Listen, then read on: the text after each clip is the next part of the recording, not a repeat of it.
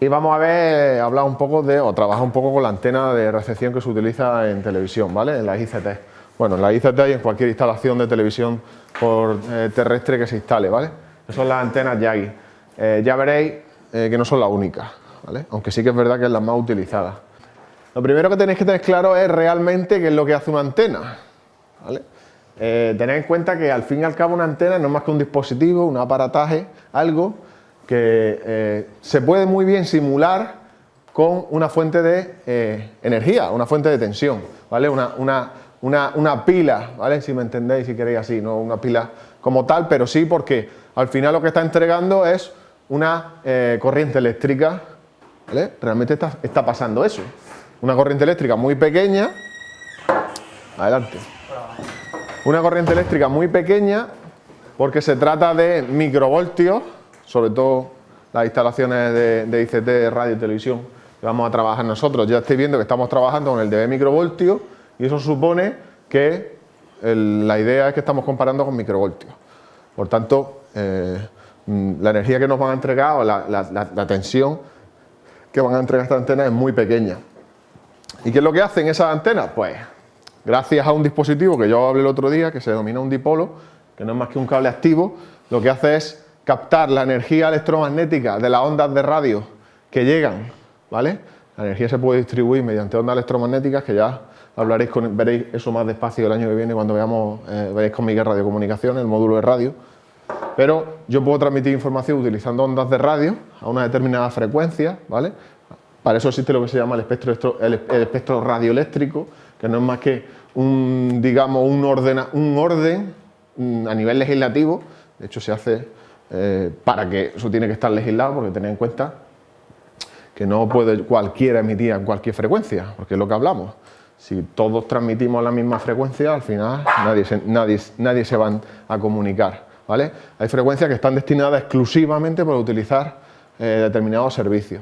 Y la TDT, pues ya hablamos el otro día que hay unas bandas de frecuencia, concretamente la banda cuarta y la banda quinta de UHF, que es desde aproximadamente desde los 460 a los 700, 800 MHz, ¿vale? Acordaros, los canales que llamábamos del canal 21 al canal 60 de UHF, concretamente al 59 de UHF. Bueno, pues en esas bandas, en esas frecuencias donde esta antena tiene sentido, ¿vale? Las antenas de recepción de radio y televisión. Esa antena, de hecho ya os comenté un poco así por encima el otro día, que el tamaño de la antena y concretamente el tamaño del dipolo está muy relacionado con la frecuencia a la que esas antenas son sensibles. ¿Cómo está relacionado eso? Pues fijaros, según nos dice aquí, el dipolo de las antenas estas debe ser aproximadamente de dimensiones igual a lambda medios. Lambda medio se refiere a la lambda de la onda que pretendemos captar. No sé si habéis visto el concepto de longitud de onda, pero el concepto de longitud de onda es un concepto que se utiliza mucho en radiocomunicaciones y en telecomunicaciones, por supuesto, pero sobre todo en comunicaciones vía radio, donde las ondas se transmiten vía aire, ¿vale? O vía espacio, o cualquier medio que no sea un medio guiado, ¿vale? Y es un concepto que nos da a nosotros ideas de lo inmensa que es esa onda. Vamos a utilizar ese adjetivo, aunque no es muy apropiado, pero ahora me vais a entender por qué. Porque está relacionado con la dimensión, porque si os dais cuenta, C se refiere a la velocidad de la luz y F se refiere a la frecuencia de la onda, ¿vale? Lo que hacemos es, vamos a utilizar el concepto de velocidad de la luz, que es a la velocidad a la que se transfieren, a la que se transmiten. No exactamente la velocidad de la luz, pero es muy próximo a la velocidad de la luz, ¿vale? Estas ondas, cuando se desplazan a una velocidad muy próxima a la velocidad de la luz. Sabéis que la velocidad de la luz es lo más rápido que se conoce, que se desplaza en el espacio, ¿vale? Que son los 300.000 famosos kilómetros por segundo, eso. Al final esto es una unidad de velocidad, ¿vale? Y se mide en metros por segundo, ¿vale? ¿Sí o no? ¿Y la frecuencia en qué se mide? ¿Qué se mide la frecuencia? En hercios, ¿verdad? Y los hercios, si recordáis, frecuencia era igual a ¿qué? 1 partido por el periodo. Realmente el hercio es igual que 1 partido por segundo. Una unidad es la inversa del segundo, para que nos entendamos.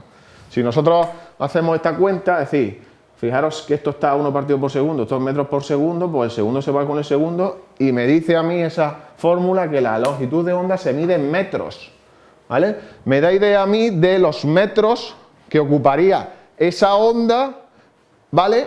O un periodo de esa onda, fijaros. Y además, fijaros que la lambda y la frecuencia son inversamente proporcionales. ¿Eso qué significa? Que si yo aumento este número, ¿qué creéis que va a pasar? Si yo aumento la frecuencia de transmisión, ¿qué creéis que va a pasar con la lambda? Que va a disminuir, ¿vale? Por tanto, para que os hagáis una idea, una señal o una onda que se transmite con muy alta frecuencia, digamos que podría tener una lambda así, ¿vale? Entendiendo la lambda como la repetición de un periodo. Esos serían los metros que ocuparía esa lambda. ¿Un periodo a qué se refiere? Pues los metros que avanza esa onda, ¿vale? A la velocidad de transmisión de la velocidad de la luz, ¿vale? Si yo empiezo a transmitir una onda a una determinada velocidad, una repetición de esa onda, pues yo puedo transmitir perfectamente una señal repetitiva por esa onda, una repetición avanzará una cantidad de metros. ¿Cuántos metros? Pues depende a la velocidad que se repita la onda y depende de la velocidad que lo transmita. Entonces, cuanto mayor sea la frecuencia, menor será la distancia. Correcto, efectivamente. Imaginaros una frecuencia muy pequeña, ¿vale? Si significa una frecuencia muy pequeña, significa que esa onda se repite muy despacio.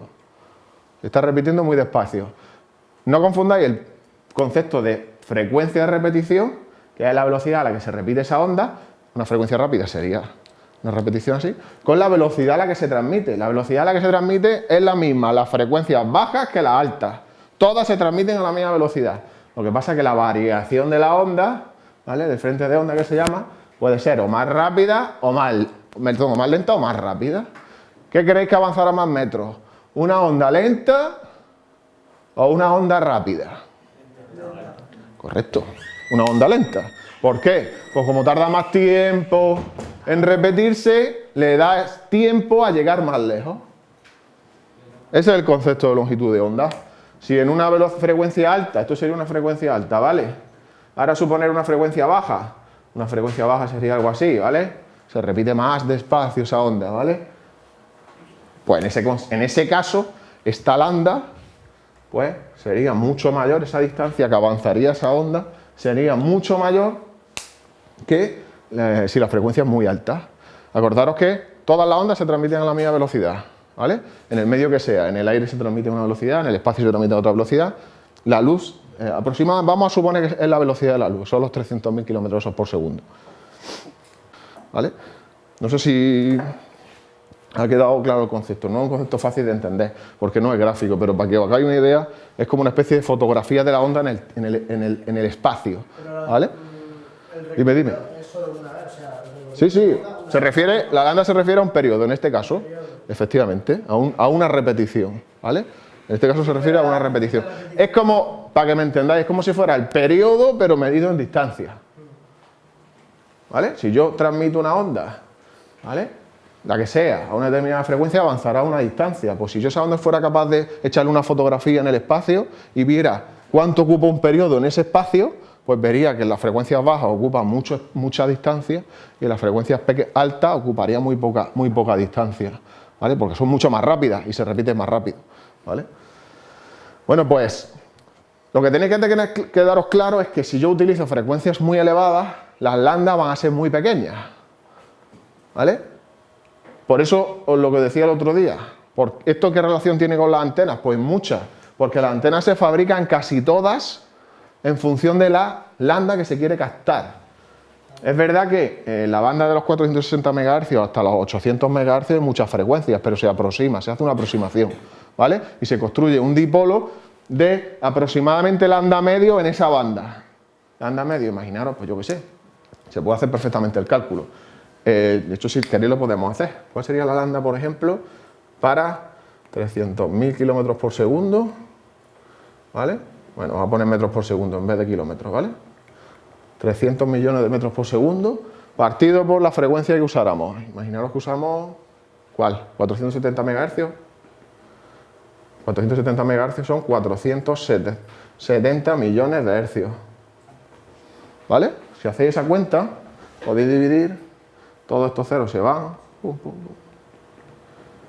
Y dividirme 30 entre 47, eso no, un poco menos de 1, ¿verdad? No llega al metro. Fijaros, la lambda de esas frecuencias, de las frecuencias de radio, si hiciéramos el cálculo para 800 MHz, daría un poco menos, pero estaría en torno entre el medio metro y el metro. Esa sería la lambda de las ondas de televisión, ¿vale?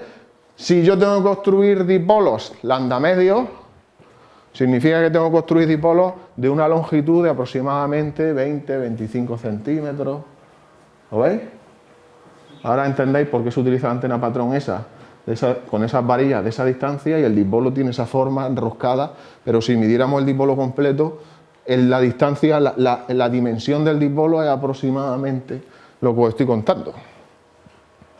Es decir, el tamaño de la antena está súper relacionado con la longitud que se pretende captar. Por eso os decía, cuando veáis antenas grandes, frecuencias bajas. Antenas pequeñas, frecuencias altas.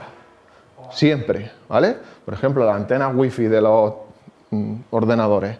¿Qué creéis que el wifi está en frecuencias altas, frecuencias bajas? Pues ya os podéis hacer una idea. Frecuencias altas, ¿vale?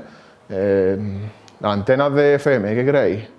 Una antena de FM ya la veréis, pero son las circulares esas que están en los mástiles. Son unas antenas así, en forma de media luna. Bueno, son circulares, no llegan a ser 360 grados, pero casi.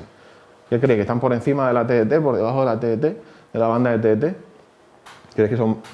¿Qué creéis? ¿Por encima? ¿Pero creéis que es más frecuencia de la TDT o menos frecuencia de la TDT? Según el dipolo de esa antena. ¿Eh? ¿Más frecuencia? Esas antenas son más pequeñas que la de Yagi, que el dipolo de Yagi. No sé si sabéis qué antenas son. A esa antena me refiero. Es una antena FM, de radio FM. Si midiéramos todo el dipolo se enrosca, pero si os dais cuenta, al final es un único. Toma esa forma para que no ocupe tanto. Por eso digo, fijaros, dipolos más grandes, frecuencias más bajas. Lo he hecho al revés, claro. Tened en cuenta el concepto de inversamente proporcional, ¿vale? Entonces, ya viendo antenas podéis hacer una idea de la banda de frecuencia, por lo menos comparando con otras, en la que pues, puede estar esa antena sintonizada, ¿vale? Bueno, lo del lambda medio es la medida de un... La medida de la varilla activa, es decir, la varilla que capta la señal, ¿vale? Siempre, en este caso sería el dipolo de...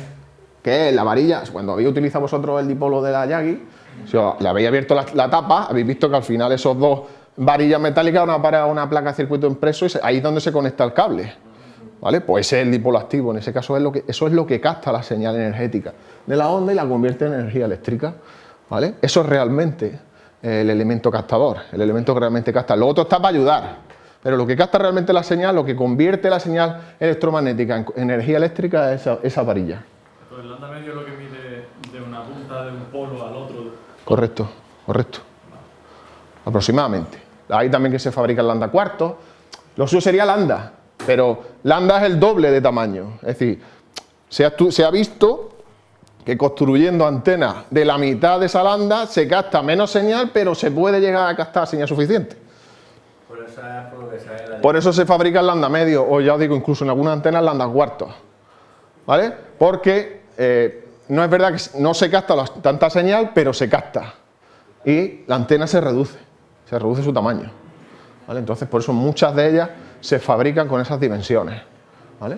No se fabrican con dimensiones de lambda, que sería lo más lógico, ¿no? Vamos a construir una antena que esté adaptada a la lambda que quiera recibir, ¿cierto? Pero sería el doble de grande que la que si captáramos esta.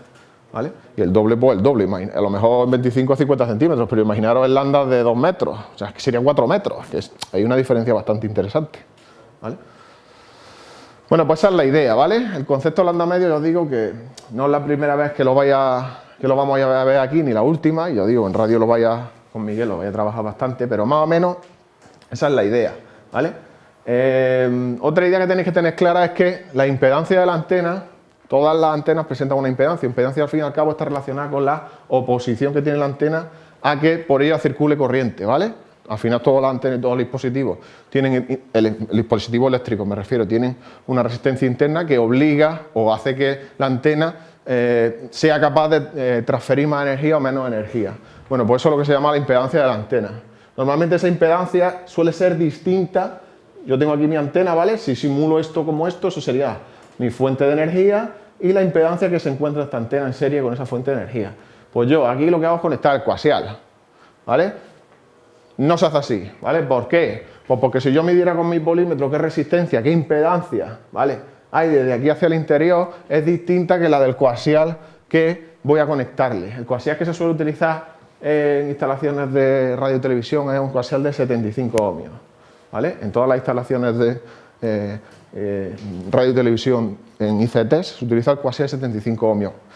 Lo hay de otras impedancias, pero en las instalaciones de ICT se utiliza este. Y las antenas pues suelen entregar impedancias, está por aquí, de, fijaros, 300 ohmios. ¿Qué pasaba cuando había diferentes tipos de impedancias y las señales se transmitían por zonas donde se encontraban esa discontinuidad en las impedancias? Que eso ya lo he comentado. ¿Qué creéis que pasaba? ¿Qué ocurre cuando una onda se está transmitiendo y se encuentra en una zona donde la impedancia es distinta? No lo hemos visto, pero sí que lo he comentado otros días. Lo que pasa, ya os lo digo yo, es que hay inestabilidades.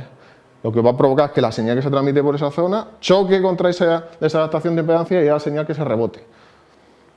Y vuelva hacia atrás. Eso va a provocar que parte de la señal no se transmita y además va a provocar inestabilidad en la señal, porque si rebota, se suma con lo que ya hay, ahí empieza a hacerse un mare magnum de tensiones eléctricas. Lo ideal sería que se transmitiera tal cual por el cable. Cuanto más se agrava esa adaptación de impedancia, es decir, más brusco ese salto de impedancia, peor es el efecto. Entonces, ¿qué es lo que se tiende a? Que en toda la línea de transmisión las impedancias sean lo más parecidas posible. No iguales, porque es difícil, pero sí lo más parecidas posible. ¿Cómo adapto yo una antena de 300 ohmios a un cable de 75 ohmios? Pues con un adaptador de impedancia. Es decir, una caja de antena, o lo que se denomina el balun. Todas las antenas llevan una cajita, es decir, no se hace a pelo la conexión de la varilla de la antena con el cable coaxial, sino que la placa de circuito impreso ese que lleváis lleva un adaptador de impedancia. A esa cajita en antenas Yagi se le denomina un balun, ¿vale?, que es un adaptador de impedancia. Lo que hace es adaptar la impedancia de la antena a la impedancia del cable y la señal no se entera, ¿vale?, pero hace falta incluir esa caja de antena. Pero sí que sepáis que al concepto, por lo menos que os suene, ¿vale?, el tema del balun, un concepto de adaptación de antena. Es decir, si nosotros cogiéramos las dos varillas de la Yagi y las conectáramos directamente al vivo y a la malla de la antena, pues ahí voy a tener problemas, ¿vale? No voy a tener una lectura de señal suficiente y vais a ver que si yo midiera con el osciloscopio, con el medidor de campo, pues tendría una cantidad de señal bastante más pequeña que si lo medimos con la caja de antena puesta, ¿vale? ¿Qué más? Bueno, otras características que vamos a encontrar en las antenas Yagi. También muy típico, no solo en las Yagi, el ancho de banda. Es un concepto que se mide, es un concepto relacionado con la frecuencia y viene a decir qué frecuencia es capaz de captar la antena con la que yo pretendo trabajar, ¿vale? ¿Con qué está relacionado? Pues evidentemente con la longitud del dipolo, es decir, cómo de grande sea el dipolo captador, así estará relacionado el ancho de banda, ¿vale? ¿A cuánto está sintonizada las antenas que nosotros vamos a trabajar? Pues a la banda de TDT, es decir, desde el canal 21 hasta el canal 59, ¿vale? La mayor parte de ellas hasta esos canales, ¿vale? Las nuevas, las antiguas, acordaros que ya hemos pasado un dividendo digital que captábamos hasta el 69, por tanto, muchas antenas os vais a encontrar que permitían la captación de esas frecuencias. De hecho, esas frecuencias entran en la antena. Es decir, cuando las operadoras de 4G empiecen a emitir sus señales de 4G en la banda del canal 60 al canal 69, que son los 800 MHz, que antes ocupaba la TDT, pues esas señales van a pasar dentro de nuestra instalación. Y eso es un problema. De hecho, ha sido uno de los problemas por los que el tema del 4G se ha ido retrasando constantemente. ¿Por qué? Porque tened en cuenta que tenemos un chorro de instalaciones con antenas sintonizadas a esas frecuencias que ahora no van a utilizar esas frecuencias, sino que van a meterse otras señales distintas que para la instalación esa va a ser ruido. Porque todo lo que no entre por la antena, que no sea un canal de televisión, es ruido. ¿Cómo afectará eso a la instalación? Pues ha afectado.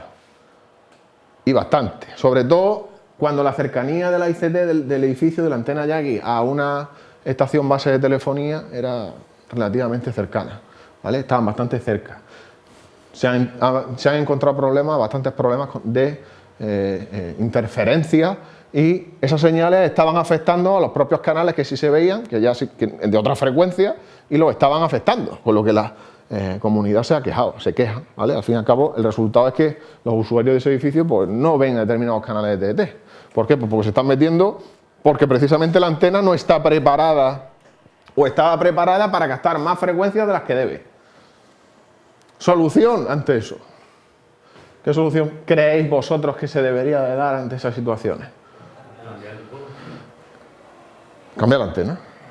Por una antena nueva que tenga un ancho de banda menor. Es decir, las antenas que se fabrican ya actualmente están sintonizadas a frecuencias menores. Es decir, el dipolo es un poquito más corto. Un pelín más corto para que no capte, intentar evitar ese... Y la tecnología que llevan, pues un poco más, llevan una serie de filtros y una serie de cosas que no llevaban las antenas anteriores, que permiten cortar a partir del canal 59, ¿vale? Y bastante, ¿vale? Esa es una solución, ¿vale? De hecho, si hay problemas, si alguna vez os dedicáis a esto y encontráis con este tipo de problemática, pues es muy probable que tengáis que cambiar la antena a la instalación y se acabarán los problemas. Otra solución es meter filtros, es decir, dejar la antena como está y meter un filtro que es un poco más barato, que es a la salida de la antena colocar un dispositivo que lo que hace es eliminarte radicalmente todas las frecuencias a partir del canal 59. Antes de empezar a procesarla y amplificarla, me las machaco, me las cargo. Y ya bajan de la antena esas frecuencias eliminadas. Eso se llama introducir un filtro, ¿vale? Hay diferentes tipos, luego enseñaré algunos, ¿vale? Que tengo ahí, ¿vale? En antena, en la cabecera de amplificación también se puede incluir, en fin, hay diferentes tipos. Pero bueno, que tengáis en cuenta que eso se puede dar, ¿vale? Otro concepto fundamental, la ganancia. Es decir, ¿qué mide al fin y al cabo la ganancia? Os dije que la antena patrón no amplifica nada, su ganancia es cero. 0 dB significa que lo mismo que le llega, entrega al cable, ¿vale? Las Yagi es cierto que eso ¿creéis que hacen eso? Pues no, no lo hacen, ¿vale? Yo os lo digo, yo además ya creo que os lo he dicho. La estructura de las Yagi precisamente tienen esa forma porque facilitan que la captación de señales aumente con respecto a la antena patrón, ¿vale? Esos paneles reflectores traseros, las varillas delanteras, ¿vale? Hace que la señal sean capaces de captar más energía que si no lo tuviera, ¿vale? Por eso se dice que introducen una ganancia. ¿De cuántos decibelios? Pues depende de lo que amplifiquen, ¿vale? Con respecto a la patrón, pero fijaros, se compara con la patrón, ¿vale? Si amplifica 10 decibelios con respecto a la patrón, pues se dice que esa antena tiene 10 dB de ganancia, ¿vale? Imaginaos con la patrón, yo gasto un canal 59 y gasto 60 dB. Y ahora con la Yagi gasto 70. ¿Cuál es la ganancia de la antena? Pues 10. Efectivamente, ¿vale? También os digo que esa frecuencia, esa ganancia no va a ser igual a todos los canales. Otra cosa que va a complicar el tema del tratamiento y el cálculo de todas las señales de la instalación. Es decir, no es uniforme. A pesar de que se puede dar un número, pero es una ganancia genérica de la antena. Yo os lo adelanto. No todos los más lo vais a ver, ¿vale? De hecho, la práctica 2, precisamente lo que se trata es de que empecéis a trabajar con la Yagi, veáis cómo capta cada uno de los canales que ya habéis medido con la patrón y veáis la diferencia. Y vais a ver que las ganancias no son iguales en todos, ¿vale? Comparando con las medidas de la patrón y comparando con las medidas de la Yagi, vais a ver que unos canales se amplifican más que otros. Ya veréis por qué, ¿vale? Otro concepto que se mide en decibelios, la relación delante-atrás, que es otra cosa que vais a calcular en la Yagi. Es decir, la diferencia de ganancia entre lo que capta la antena por delante y por detrás. ¿Creéis que la antena debe captar señales por la parte trasera?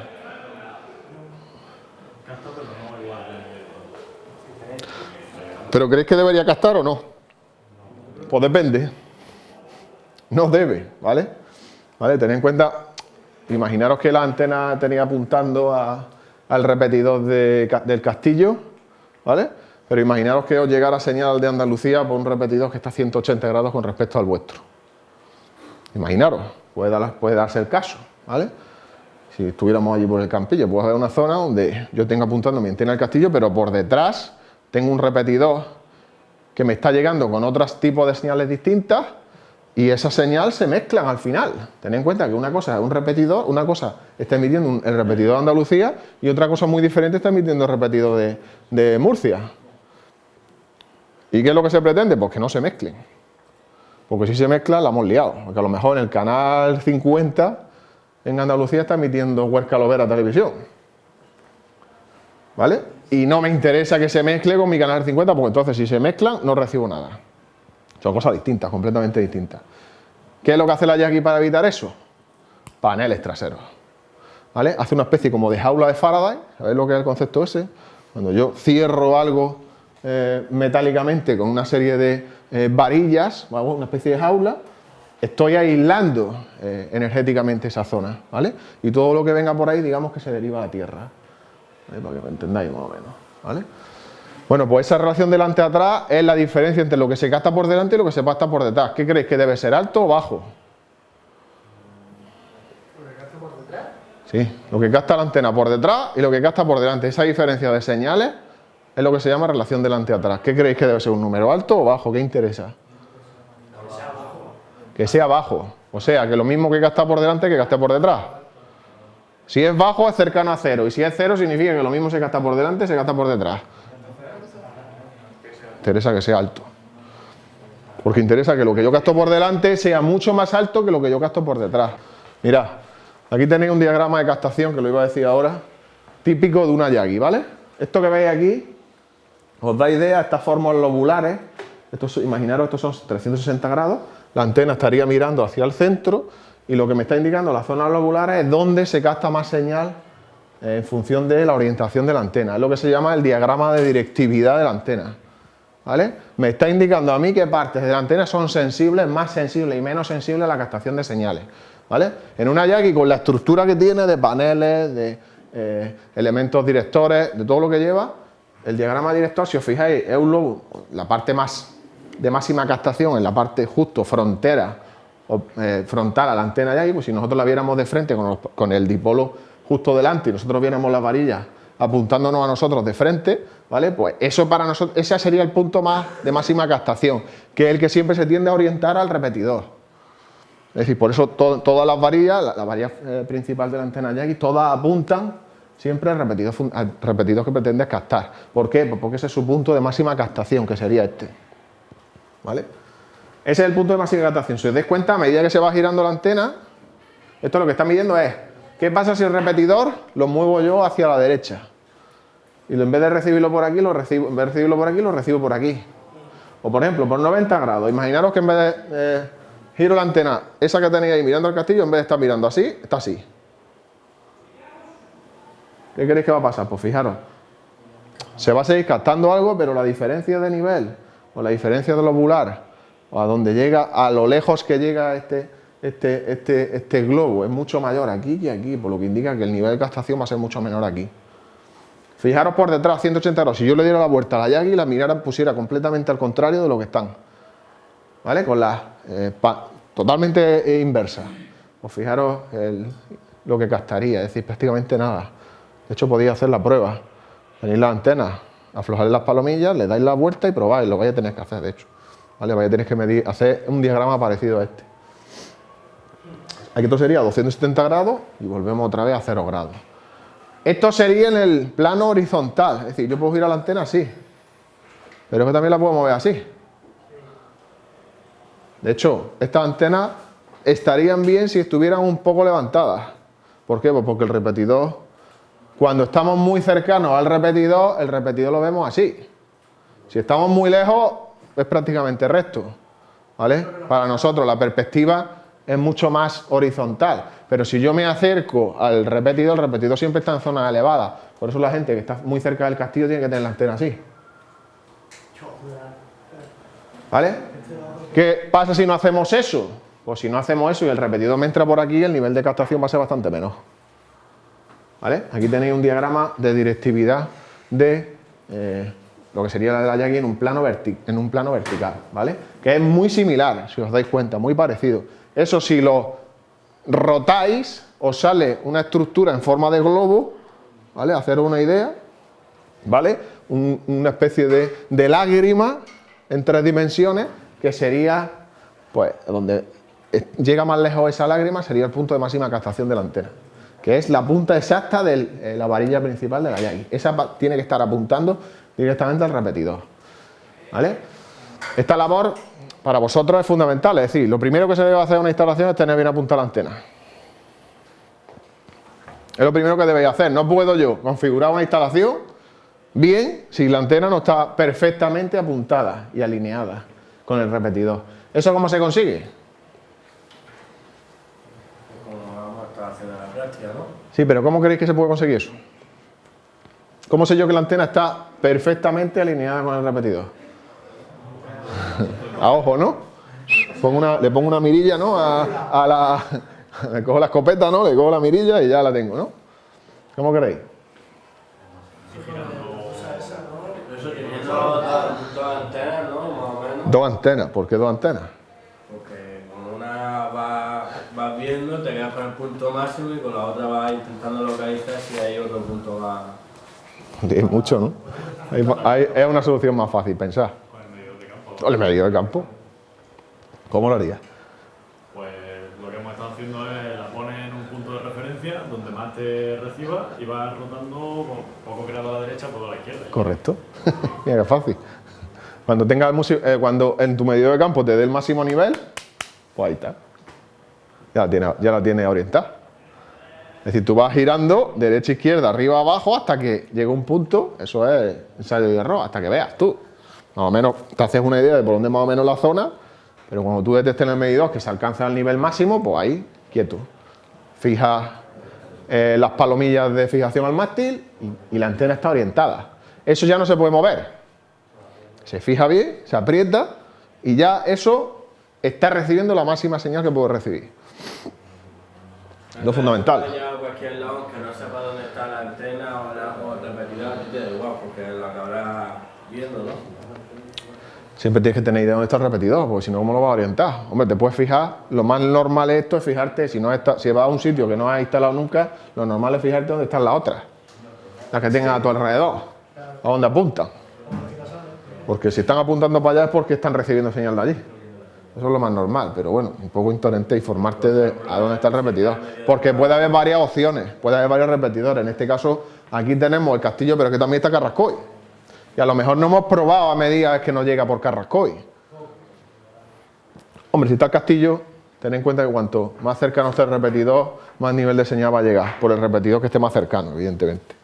Pero por ejemplo, si Carrascoy estuviera aquí al lado, ya dependeríamos de poner la malla esa que se pone detrás, ¿no? No, tú simplemente ya orientas a la que consideres más oportuno. Ten en cuenta que en el momento que muevas la antena a unos 30 grados, la ganancia, la captación te va a bajar una barbaridad. Te va a bajar mucho, ¿vale? Por eso hay ese juego, ¿vale? Otra opción es que si hay repetidores que no se muevan en esos 30 grados, eso es lo que se denomina ancho de haz, que es otro de los conceptos, ¿vale? Que también tendréis que medir. ¿Qué es el ancho del haz? Pues si yo considero que este punto de aquí, este y este, es el punto de máxima captación de la antena, a ese punto le voy a llamar punto 0 decibelios, ¿vale? Del diagrama de directividad, ¿vale? ¿Qué es el ancho del haz? Pues el ancho del haz es una medida en grados de donde la antena solo pierde 3 decibelios con respecto al punto de máxima captación. Es decir, desde este punto que es máxima captación, yo voy moviendo la antena. Cuando la antena, el nivel de captación cae 3 decibelios, ahí me paro. Y por aquí lo mismo. Voy moviendo la antena, cuando el nivel de captación cae 3 decibelios, ahí me paro. Este ángulo es lo que se denomina la zona de máxima captación de la antena. Perder 3 decibelios no es perder mucho. Por eso se considera que esa es la zona de máxima captación de la antena. Es decir, es verdad que hay un punto de máxima captación, pero es verdad que muy cercano también va a captar, ¿vale? No es que sea una barbaridad perder 3 decibelios. A partir de 3 decibelios, pues ya la cosa, fijaros, va a caer más en picado, ¿vale? Las pendientes son más bruscas y vamos a perder más señal. Pero ese ángulo, esos al final son grados. Si estos son 0 grados, estos son 180, estos son 270, ¿vale? Pues Aquí va a ser prácticamente 15 grados, 20 grados de ángulo aproximadamente, o 20, 10 por aquí, 10 por aquí. Eso es otro parámetro que van a incluir las antenas de este tipo. De hecho, eso lo vais a tener que calcular en la antena Yagi que tenemos nosotros, ¿vale? Es decir, vaya a orientar la antena y vaya a ir cambiando a los dos lados. Cuando veáis que cae 3 decibelios, os vais a medir los grados de diferencia de un punto a otro. Y eso sería el ancho de haz de vuestra antena Yagi, ¿vale? Eso se denomina ancho de haz. Y ya os digo, el punto de máxima captación. Bueno, máxima captación. La zona que se considera de máxima captación de la antena Yagi. No sé si me deja alguno. Bueno, la impedancia ya os lo he dicho. La carga al viento, otro parámetro que, bueno, también lo da el fabricante, un poco la resistencia que pone la antena a determinadas velocidades de viento. Se mide en newton porque es un concepto de fuerza, ¿vale? Y se suele dar a dos velocidades, 120 y 150 km por hora. ¿Vale? Esto es importante porque tened en cuenta que a la hora de fabricar estas antenas no deben de presentar mucha oposición al viento. ¿Qué creéis que presenta más oposición al viento? ¿Las Yagi o las de satélite? ¿Creéis que son más peligrosas a la hora de apretarlas lo suficiente? Es decir, ¿dónde tenemos que tener más cuidado? Tened en cuenta que esto está en el aire, está en una terraza. Si viene una racha de aire, aquí no vamos a decir un huracán porque es difícil, pero pueden venir rachas de viento importantes y pueden tirar mi instalación al suelo. Y eso es lo que yo decía, que por eso se contrata un seguro de responsabilidad civil, el instalador de telecomunicaciones, entre otras cosas, porque puede pasar este tipo de desgracia y eso le puede caer a alguien, ¿vale? Y ahí, pues, por ejemplo, tenemos, no me dejéis nunca una antena floja. Es decir, si la estáis moviendo al final del día, lo último que hay que hacer es apretarlas. ¿Por qué? Porque no se sabe, pero puede pasar que mañana por la mañana se levante con aire y es difícil que se lleve una antena de estas, porque ya os digo que la carga de viento que presentan es muy poca. Al fin y al cabo son palos, son varillas, no tiene ningún tipo de superficie completa, ¿vale? Como las parabólicas, pero las parabólicas sí que en este caso, si no se quedan bien fijadas, podemos tener problemas, ¿vale? Porque al final es una superficie sobre la que está castigándole el viento y puede tirar el mástil. Yo he visto mástiles enteros volcados por el efecto simplemente de pantalla que provoca, al final es una vela, ¿vale? Provoca el efecto de pantalla y el viento puede tirar el mástil. Y por eso también es importante el tema de colocar bien los tacos en el mástil, ¿vale? Y fijar bien los tornillos del mástil, porque puede dar lugar a esto. Aparte, no solo eso, sino que aunque no tiene que hacer mucho viento, imaginaros que lo hace moverse, se desplaza. Ya por ese hecho, ¿qué queréis que va? ¿Eso en qué se va a traducir? ¿En que la antena se mueva? Pues va a perder señal. Y puede ser que la instalación o la comunidad se queden sin señal.